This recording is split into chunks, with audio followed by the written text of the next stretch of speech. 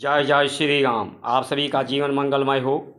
भारत संस्कार मंच YouTube channel, Facebook, Instagram, Twitter, x के माध्यम से संचार क्रांति जन जागृति अभियान, भारत की संस्कार संस्कृति सनातन धर्म जो शुद्ध विज्ञान है। विज्ञान ये संसार और ये शरीर है।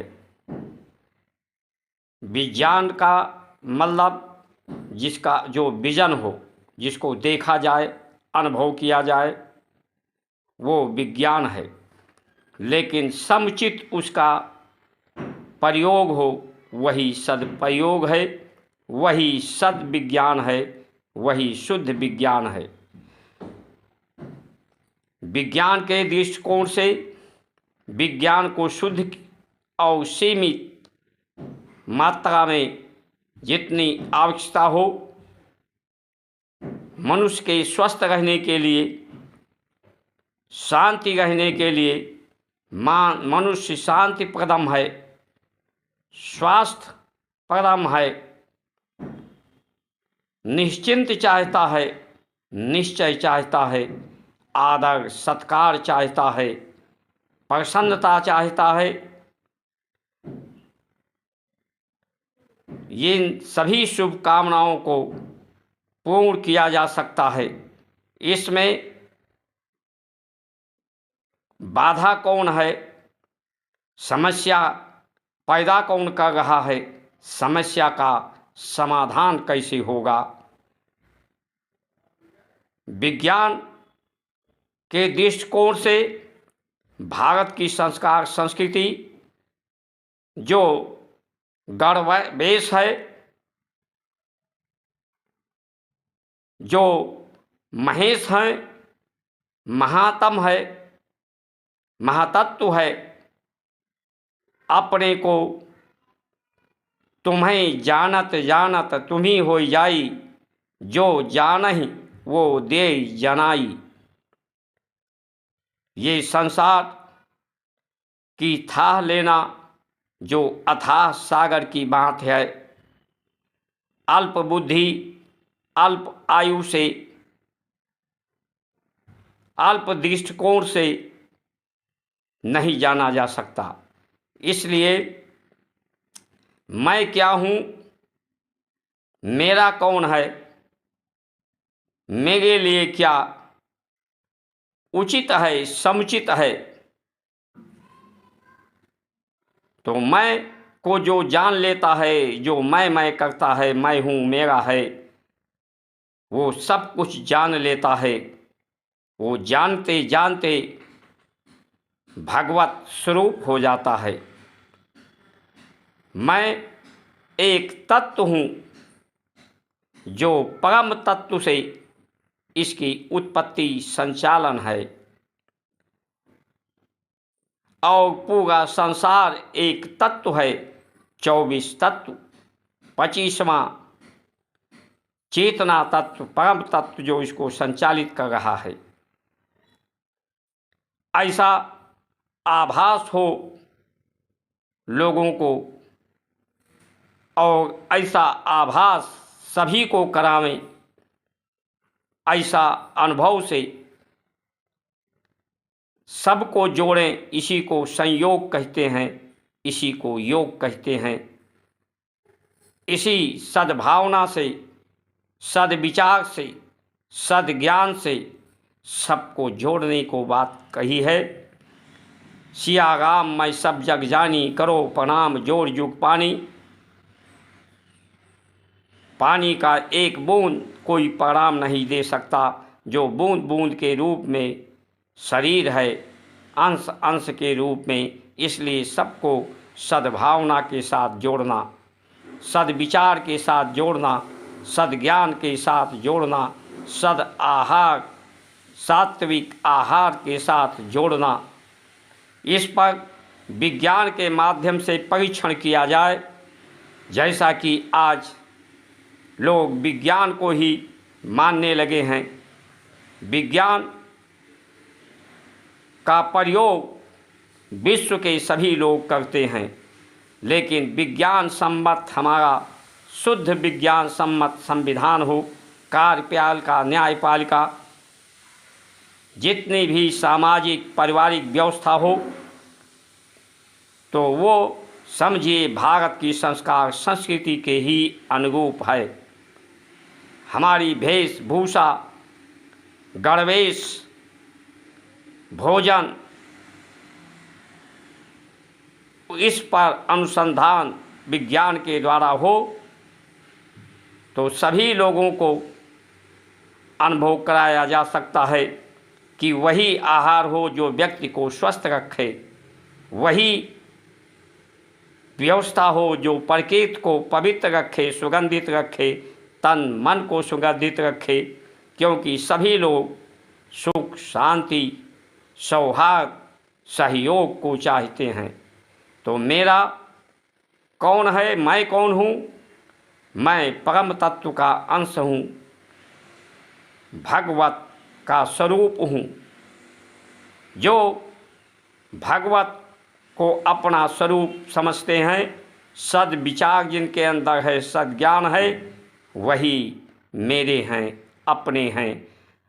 और जिनके अंदर ये भावना नहीं, सद्भावना, सद्ज्ञान नहीं, वो मेरे अपने नहीं हो सकते।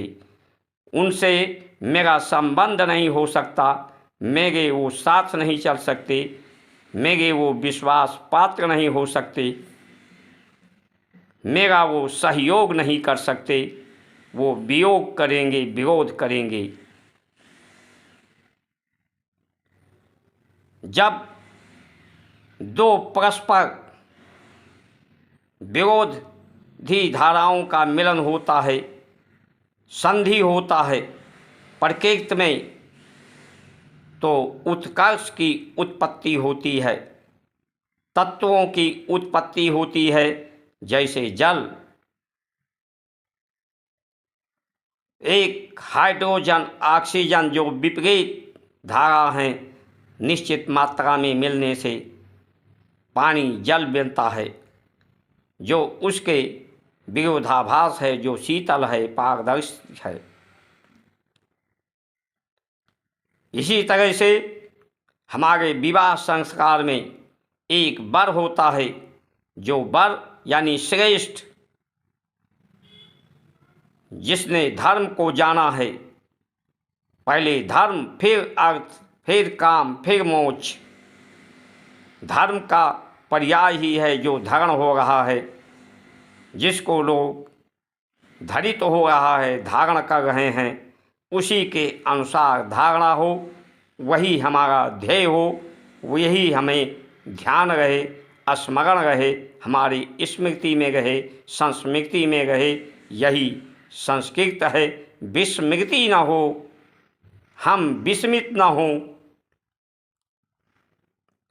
गणवेश हो हमारा, महेश हो बने, देव बने, देव देव मिलकर महादेव बने, महात्म हो। महात्म भारत की संस्कार संस्कृति है, जिससे जीवन में मातम ना हो, दर्शन हो, प्रदर्शन ना हो, पारदर्शिता हो, जीवन पारदर्शी बने, व्यवस्था पारदर्शी बने। ये युग परिवर्तन का समय है। ये युग परिवर्तन सकारात्मक सुखद परिणाम देने वाला हो, इसलिए ये संचार क्रांति है। दुखद परिणाम से जो बाधाएं हैं, जो दुविधा है, जो इसका विरोध कर रहे हैं, जो इसका सहयोग कर रहे हैं, उन तक ये संदेश, उपदेश, दृश्य, दृष्टांत, सूत्र, जीवन शैली, जीवन का सन्मार्ग का संदेश आप सभी लोग सब्सक्राइब, लाइक, शेयर अधिक से अधिक करके इसमें अपनी सहभागिता प्रदान करने की कृपा करें। ये कृपा करके आप करेंगे तो ये कृपा हर परिवार पर होगी, विश्व पर होगी, जिससे आप सभी को परमात्मा की कृपा प्राप्त होगी। आपका जीवन सफल और सार्थक होगा। विवाह संस्कार में वर जो श्रेष्ठ होता है वो कन्या नारी से संबंध स्थापित करके जो एक वंश का ना हो, दूसरे वंश के लोगों से, वर दूसरे वंश का, कन्या दूसरे वंश की, गोत्र की का मिलान होने से, संधि होने से उत्कर्ष संतान की उत्पत्ति होती है। उसी तरह से प्रकृति में भी व्यवस्था है, दो परस्पर धाराओं की संधि होने से उत्पत्ति होती है तत्वों की। परम तत्व के द्वारा, प्रकाश तत्व के द्वारा, प्राण तत्व के द्वारा वनस्पतियों में भी बहुत से पौधे दो लिंगी होते हैं, स्त्रीलिंग पुरुषलिंग उसी में होते हैं। उनके मिलने से, संधि होने से बीज बनता है, उत्पत्ति होती है। कुछ पौधे एक लिंगी होते हैं जो वायु के वेग से उनके परागकण दूसरे परागकण पर पहुँचते हैं। वायु और जल पृथ्वी का आश्रय लेकर के ये उत्पत्ति संचालित है। इसलिए हर कोई जो मैं है वो अपनी महत्व को समझे, अपनी महात्म को समझे। लोग संसार को समझने लगते हैं, संसार को पाने में समय गंवा देते हैं। संसार जो अथाह है, जिसे समझा नहीं जा सकता पूर्ण रूप से। लेकिन ये जो शरीर है, ये पूरे ब्रह्मांड इसमें समाया हुआ है। इस शरीर को जो अपने को जान लेगा, मैं को जान लेगा, वो पूरे संसार को जान लेगा। जो अपने मन पर, इंद्रियों पर अधिकार प्राप्त कर लेगा, वो पूरे संसार पर अधिकार, प्रेम और सेवा के द्वारा जो मैं को जान लेगा, वो सबसे प्रेम करेगा, सबका के साथ सेवा भावना होगा, सबका साथ, सबका सहयोग करेगा, सब में संयोग होगा। क्योंकि जो मैं हूँ वही तू है। मैं और तू में भेद समाप्त हो जाएगा। मैं, तू और परमात्मा एक, तीनों में एक रूपता हो जाएगी। भेदभाव, विभिन्नताएं समाप्त हो जाएंगी। भय, भ्रम, भ्रांति समाप्त होगी। गणना, जब से गणना के पार, संसार के पार पाकर ही जीवन प्राप्त होता है। ये सनातन संस्कृति जिसके समय का पता नहीं है, इसलिए ये आदि है, इसका कभी अंत नहीं है। क्योंकि जिसका आदि नहीं होता उसका अंत भी नहीं होता। गणना होती है, गणना कोई परिणाम सार्थक नहीं दे सकती। संख्या एक होती है, संख्या में ही बल होता है। संख्या ही संगठित हो सकती है, सज्जन ही संगठित हो सकते हैं। हमारे भारत के जो मार्गदर्शन है, जो देश को चलाने वाले हैं, व्यवस्था चलाने वाले हैं, वो अगर अपने मैं को जान लेते, मेरा अपना क्या है, अपने कौन हैं, मेरे साथी कौन हो सकते हैं, मेरे सहयोगी कौन हो सकते हैं, उनको ढूंढ लेते। राजनीतिक, कार्यपालिका, न्यायपालिका में, सामाजिक व्यवस्था में तो आज ये दुविधा हमारे भारत में नहीं रहती, संशय नहीं रहता। ये भारत महान हो सकता है, समृद्धशाली सुसंपन्न हो सकता है। सभी ये संसार ऋण का नाम है। यहाँ जो कुछ है ऋण के रूप में है, इसी को रिद्धि कहते हैं। किसी के द्वारा दिया गया ये उधार है। ये जिंदगी, ये शरीर, ये नाम,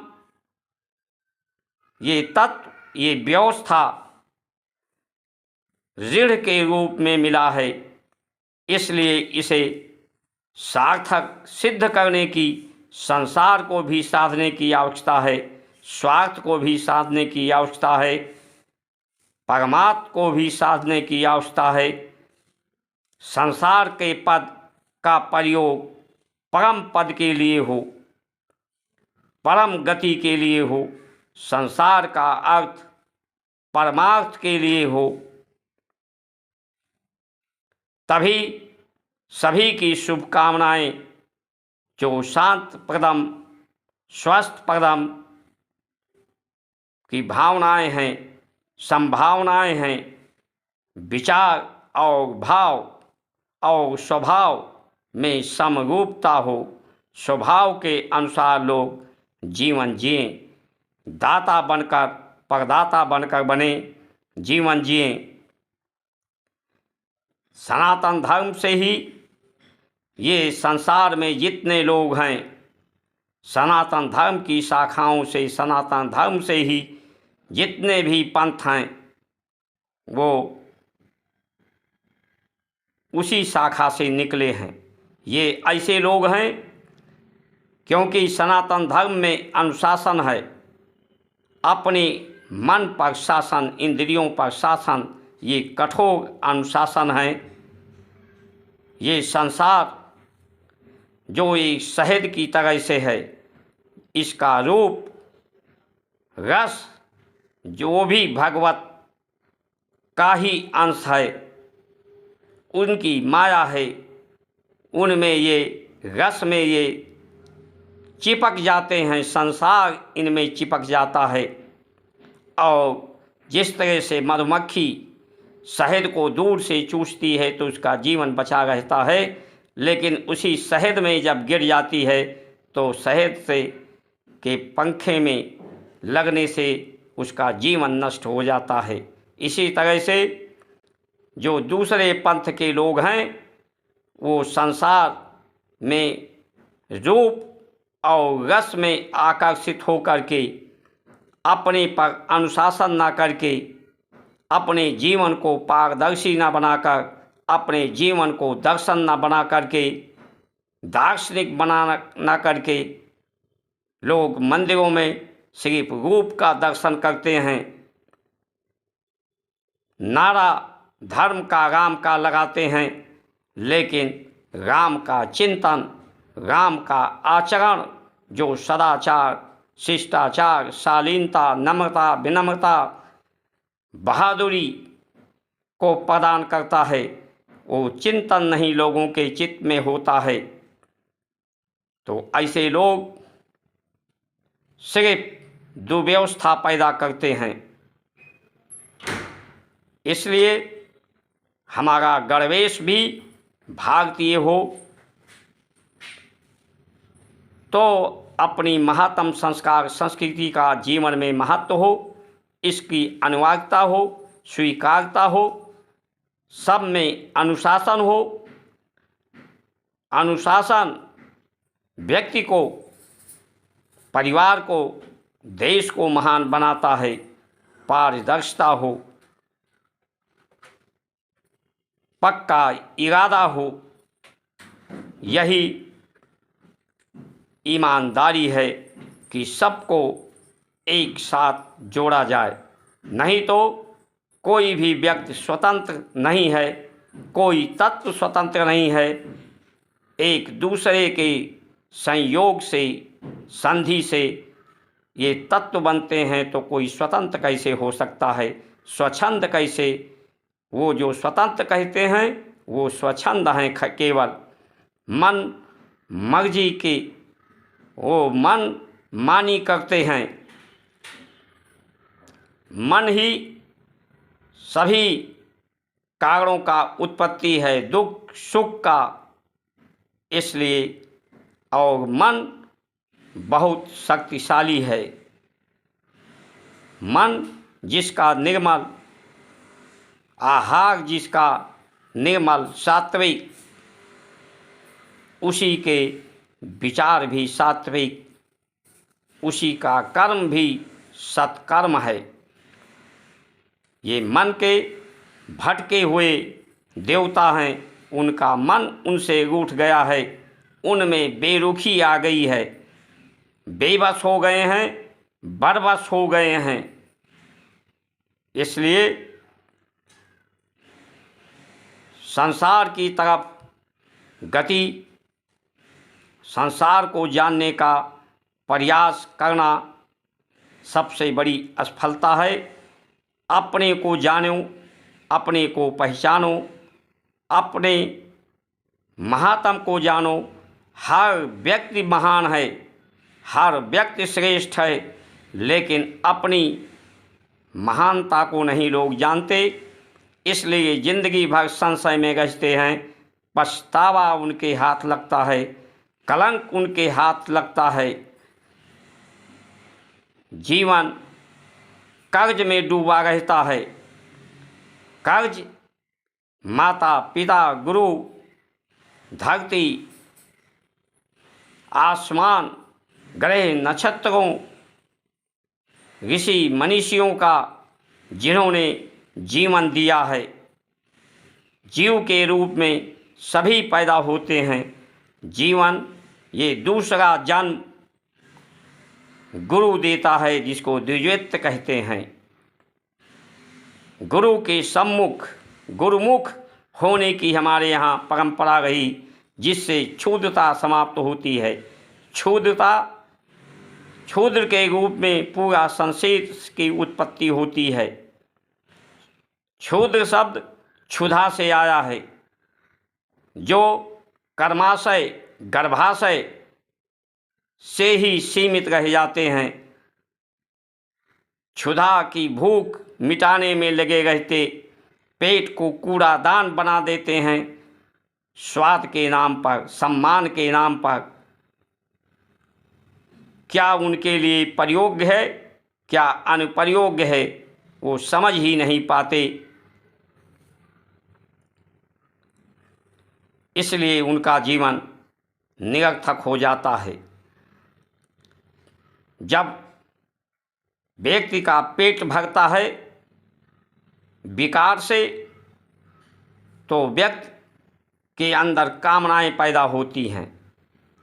पेट से विचार आहार के द्वारा पैदा होते हैं, उसी से कर्म पैदा होते हैं, कर्म होता है। इसलिए वो लोग संसार में डूबे रहते हैं, जो सिर्फ गुरु के सम्मुख प्रस्तुत नहीं होते, उनके अनुशासन को नहीं मानते, अपने जीवन को पारदर्शी नहीं बनाते। ये दुर्भाग्य है लोगों का कि इतनी महान संस्कार संस्कृति से लोग विमुख हो रहे हैं। इसलिए सभी सम्मुख हों, समांतर व्यवस्था हो। इन्हीं वचनों के साथ आप सभी का सुमंगल कामना करते हुए जय जय श्री राम।